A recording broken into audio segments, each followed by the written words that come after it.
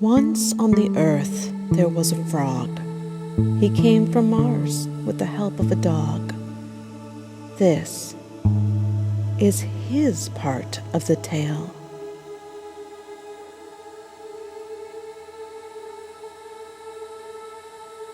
Phineas the frog came to Earth to see all the colors of the world, starting with the land of green.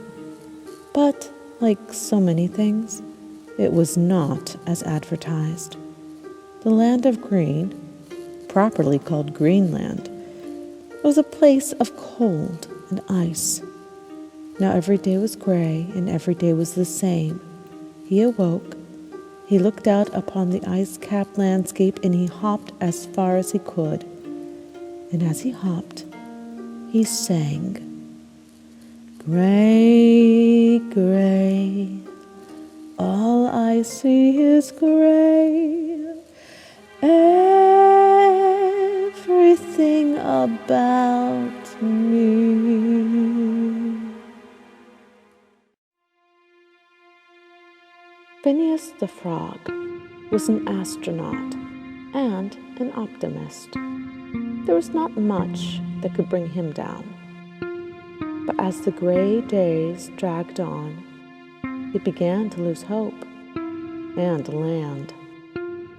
When his hops finally brought him to the edge of a tall cliff with nothing but sea beyond, he began to think that perhaps he had made a grave mistake.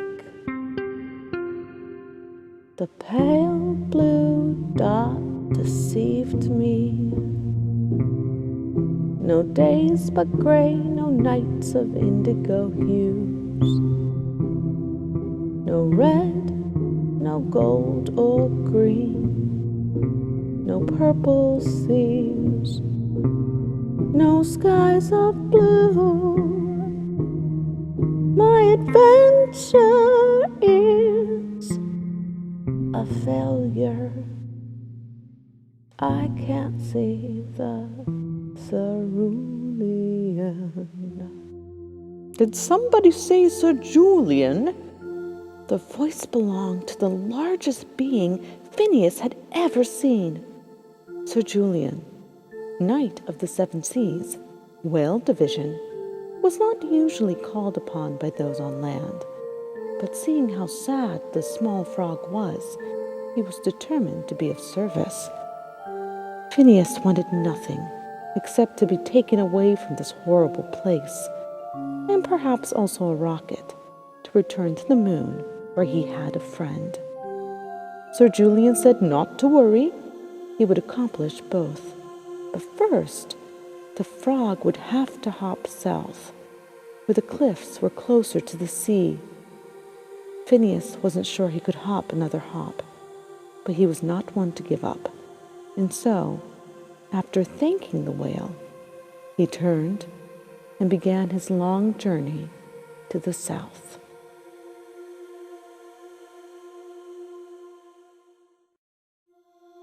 The frog had no way of knowing that elsewhere on the earth, a familiar face was making plans for a long journey of his own. Indigo, the master detective, had found a rocket, of course, but now she was trying to convince One Paw not to use it. "We can still find your frog," she said with certainty. But One Paw was ready to return home.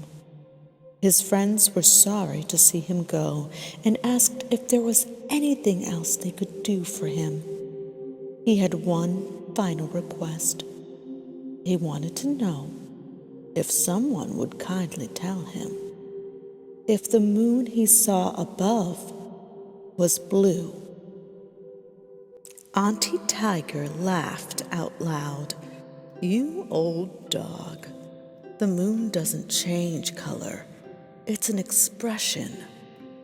The others responded with considerably more kindness, but confirmed that this was true.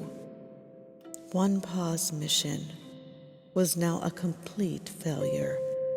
and he was feeling very sorry for himself. Then the frog was wrong. I guess it will never be Cerulean. Did somebody say Sir Julian? The whale emerged from the waves and greeted those gathered, particularly Indigo, who was an old friend.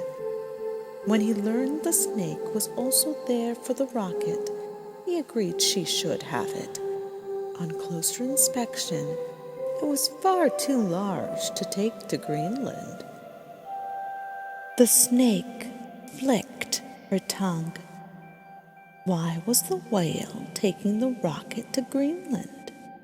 Was it, perhaps, for a frog? The whale confirmed it was.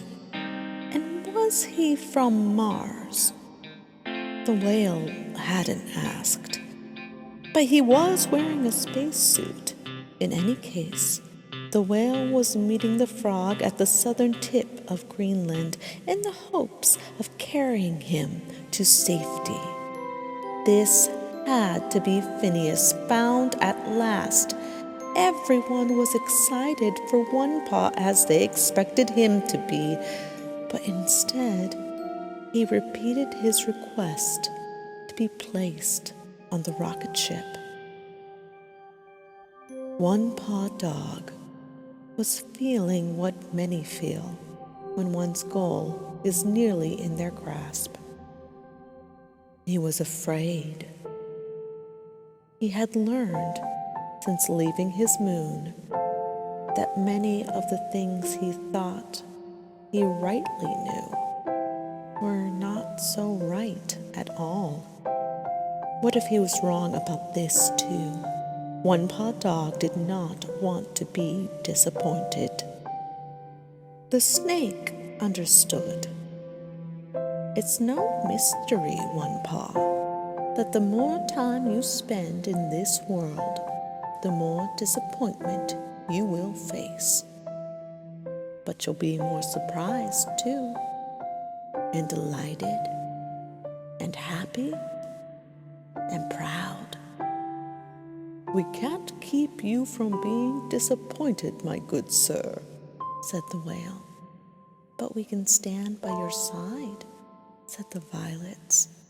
You helped us, One Paw, said the bees. Let us help you, said the butterflies, finally agreeing.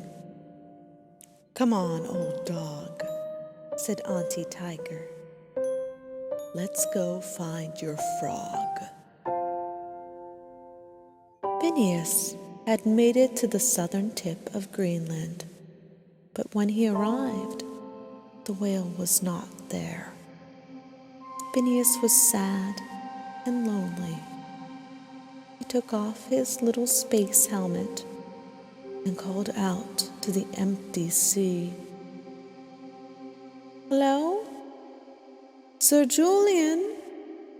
Did somebody say Cerulean? Around the corner of an iceberg appeared the whale, carrying what appeared to be a snake, a tiger, 2 butterflies, 3 bees, and a bowl of violets on his mighty back.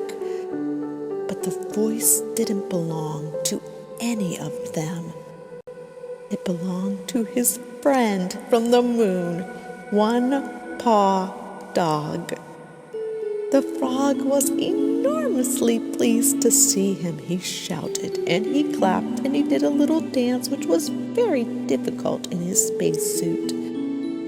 But when he asked One Paw why he'd come, the old dog found himself speechless. So the butterflies spoke for him. He's happy when he's with you, so happy when he's with you.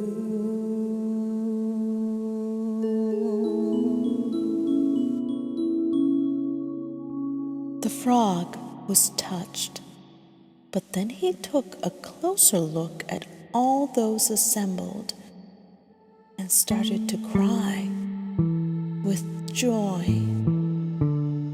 One Paw was not used to such outbursts and was concerned, but the frog assured him all was well.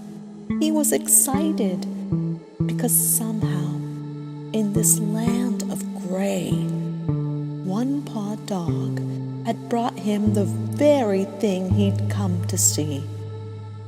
He'd brought the frog a rainbow.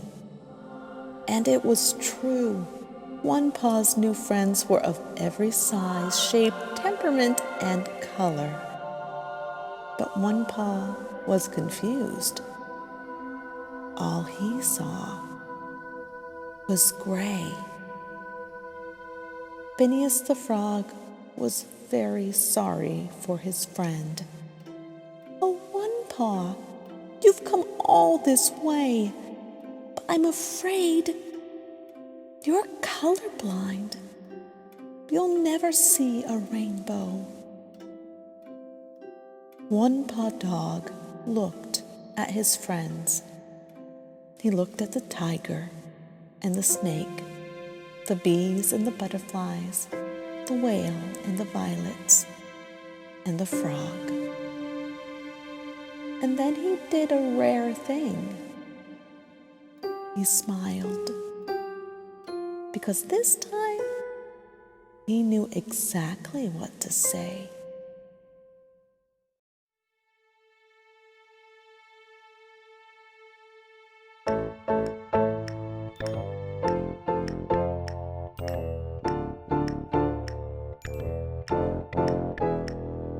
Gray as a rainy day, I'd say I started out that way, with nothing new to say or do, was colorblind, but then along came you, like a breath of spring, the kind of thing that makes one think about places they've never been. And despite of all I've said, I now know red like the song of a butterfly, orange like a tiger's pride, yellow as a bee's curiosity, purple like a violet's family, blue like a whale in the mighty sea, indigo as mystery, green's a friend to you and me. Oh, I got all these colors inside me.